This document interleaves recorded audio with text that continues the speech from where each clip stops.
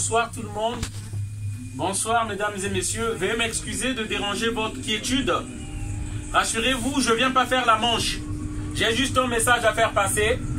On est une association qui se bat aujourd'hui par rapport à ce qui se passe en Afrique. Alors, je viens vous parler de l'immigration parce que c'est le cheval de bataille des politiques français.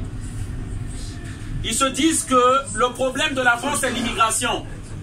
Ce n'est pas la fuite des capitaux, ce n'est pas la corruption, c'est plus les immigrés qui viennent en France. Alors que nous avons vu lorsque les gilets jaunes sont sortis, moi j'ai pas vu de plaque où on parlait, il y a trop d'immigrés. Et d'ailleurs, j'ai même pas vu de plaque où il y avait le port du voile et il était un problème. Mais le gouvernement se détourne des vraies questions pour nous mettre devant ce qui n'a pas d'importance du tout, l'immigration. Alors, je viens vous expliquer d'où vient l'immigration. Je viens vous éclaircir pourquoi il y a l'immigration. Il faut savoir, la majorité des sociétés multinationales occidentales se trouvent en Afrique. La majorité des multinationales se trouvent en Afrique qui donnent du boulot ici en France. La France n'a pas le pétrole. La France n'a pas le cacao. La France n'a pas des mangues pour vendre des jus de mangue. La France ne produit pas du cacao pour qu'il y ait du café ou du Nescafé chaque matin. Tout cela est pris en Afrique. Et c'est ce qui donne du boulot ici en France. On vient nous parler de l'immigration, qu'il y a trop d'immigrés. Mais pourquoi il y a l'immigration? En 1997, je tiens à vous dire, la France a fourni des armes à un pays qu'on appelle le Congo-Brazzaville. Le peuple congolais avait élu un président. Ils l'ont déstabilisé. Ils ont déstabilisé la démocratie. Ils ont provoqué une guerre qui a coûté plus de 400 000 morts au Congo-Brazzaville.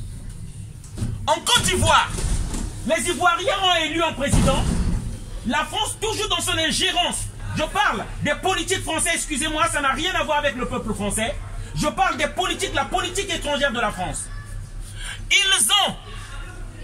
L'armée française est partie enlever un président à la présidence de la Côte d'Ivoire. Je ne parle pas de la Libye de Kadhafi. Et aujourd'hui, les mêmes armes qui étaient en Libye sont descendues vers le Mali. Le Mali est déstabilisé aujourd'hui. La France, toujours dans son ingérence. On ne demande pas votre avis.